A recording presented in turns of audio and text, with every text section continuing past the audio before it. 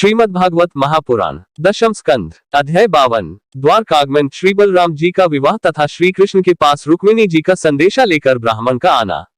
श्री सुखदेव जी कहते हैं, प्यारे परीक्षित, भगवान श्री कृष्ण ने इस प्रकार इक्ष्वाकुनंदन राजा मुच्युकुंद पर अनुग्रह किया। अब उन्होंने भगवान की परिक्रमा की, उन्हें नमस्कार किया और गुफा से बाहर निकले।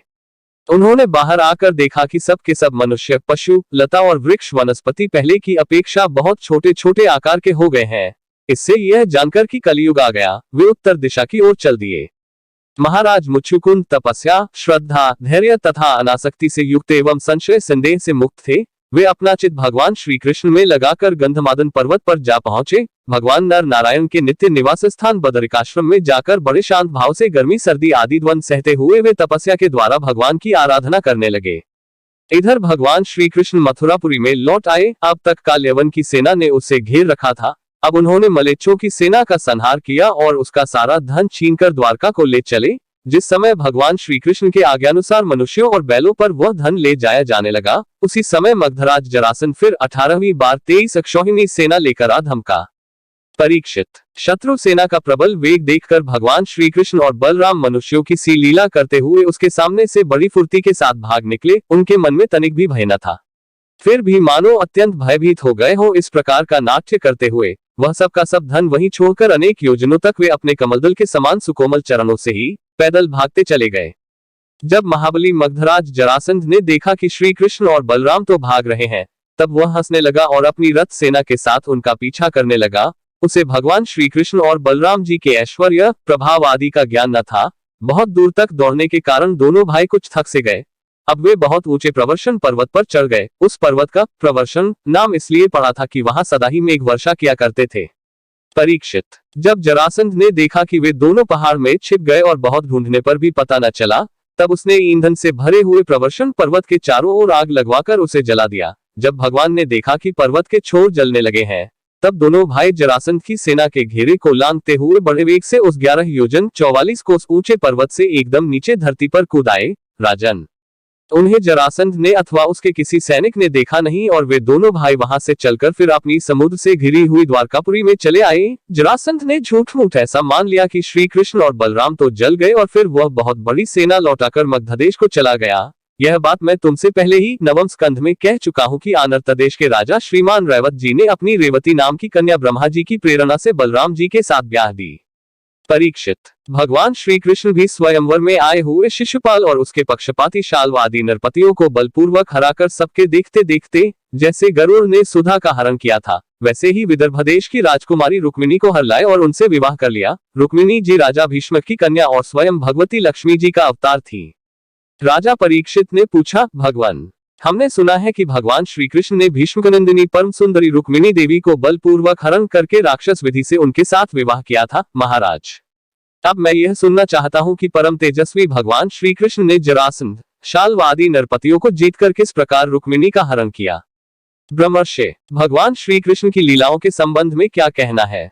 वे स्वयं तो पवित्र हैं ही, सारे जगत का मल धो बहाकर उसे भी पवित्र कर देने वाली है। उनमें ऐसी लोकोत्तर माधुरी है जिसे दिन रात सेवन करते रहने पर भी नित्य नया नया रस मिलता रहता है। भला ऐसा कौन रसिक, कौन मर्मज्ञ है जो उन्हें सुनकर तृप्त न हो जाए। श्री सुखदेव जी कहते हैं, परीक्षित, महाराज भीष्मक विदर्भ देश के अधिपति थे। उनके 5 पुत्र और एक सुंदरी कन्या थी। सबसे बड़े पुत्र का नाम था रुक्मी और 4 छोटे थे जिनके नाम थे क्रमशः रुक्मथ, रुक्मबाहु, रुक्मकेश और रुक्ममाली। इनकी बहन थी सती रुक्मिणी। जब उसने भगवान श्री कृष्ण के सौंदर्य, पराक्रम, गुण और वैभव की प्रशंसा सुनी जो उसके महल में आने वाले अतिथि प्रायः गाया ही करते थे, तब उसने यही निश्चय किया कि भगवान श्री कृष्ण ही मेरे अनुरूप पति हैं। भगवान श्री कृष्ण भी समझते थे कि रुक्मिणी में बड़े सुंदर सुंदर लक्षण है। वह परम बुद्धिमती है, उदारता, सौंदर्य, शील स्वभाव और गुणों में भी अद्वितीय है, इसलिए रुक्मिणी जी ही मेरे अनुरूप पत्नी है। अतः भगवान ने रुक्मिणी जी से विवाह करने का निश्चय किया।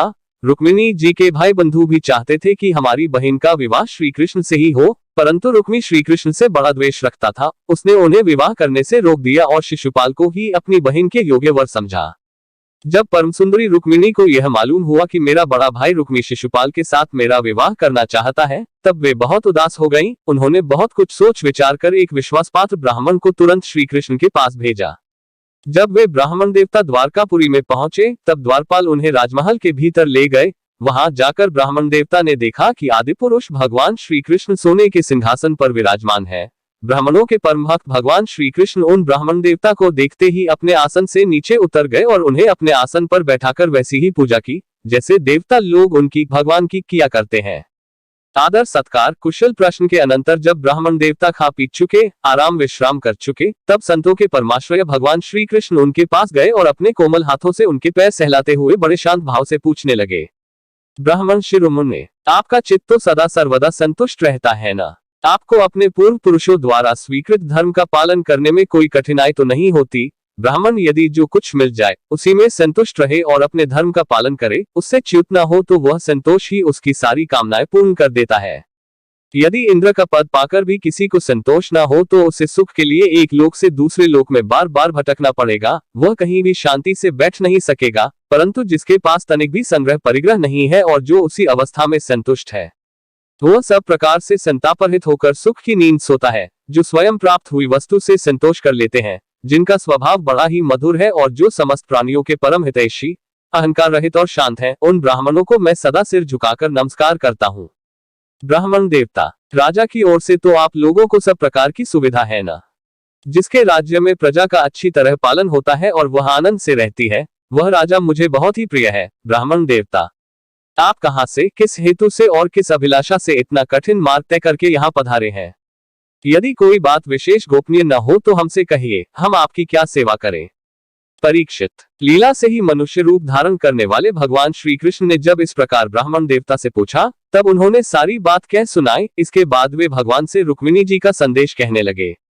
रुक्मिणी जी ने कहा है, त्रिभुवन सुंदर, आपके गुणों को जो सुनने वालों के कानों के रास्ते हृदय में प्रवेश करके एक एक अन्न के ताप जन्म जन्म की जलन बुझा देते हैं, तथा अपने रूप सौंदर्य को जो नेत्र वाले जीवों के नेत्रों के लिए धर्म अर्थ काम मोक्ष चारों पुरुषार्थों के फल एवं स्वार्थ परमार्थ सब कुछ है, श्रवण करके प्यारे अच्युत मेरा चित्त लज्जा शर्म सब कुछ छोड़कर आप में ही प्रवेश कर रहा है। प्रेम स्वरूप श्याम सुंदर, चाहे जिस दृष्टि से देखें, कुल शील स्वभाव सौंदर्य विद्या अवस्था धन धाम सभी में आप अद्वितीय हैं, अपने ही समान हैं। मनुष्य लोक में जितने भी प्राणी हैं, सबका मन आपको देखकर शांति का अनुभव करता है, आनंदित होता है। अब पुरुष भूषण, आप ही बतलाइए, ऐसी कौन सी कुलवती महागुणी और धैर्यवती कन्या होगी जो विवाह के योग्य समय आने पर आपको ही पति के रूप में वरण न करेगी? इसीलिए प्रियतम, मैंने आपको पति रूप से वरण किया है। मैं आपको आत्मसमर्पण कर चुकी हूँ। आप अंतर्यामी हैं, मेरे हृदय की बात आपसे छिपी नहीं है। आप यहाँ पधारकर मुझे अपनी पत्नी के रूप में स्वीकार कीजिए। कमल नयन प्राणवल्लभ, मैं आप सरीखे वीर को समर्पित हो चुकी हूँ, आपकी हूँ। अब जैसे सिंह का भाग सियार छू जाए, वैसे कहीं शिशुपाल निकट से आकर मेरा स्पर्श न कर जाए। मैंने यदि जन्म जन्म में पूर्त कुआं बावली आदि खुदवाना, इष्ट यज्ञादि करना, दान नियम व्रत तथा देवता ब्राह्मण और गुरु आदि की पूजा के द्वारा भगवान परमेश्वर की ही आराधना की हो और वे मुझ पर प्रसन्न हो, तो भगवान श्री कृष्ण आकर मेरा पानी ग्रहण करें। शिशुपाल अथवा दूसरा कोई भी पुरुष मेरा स्पर्श न कर सके।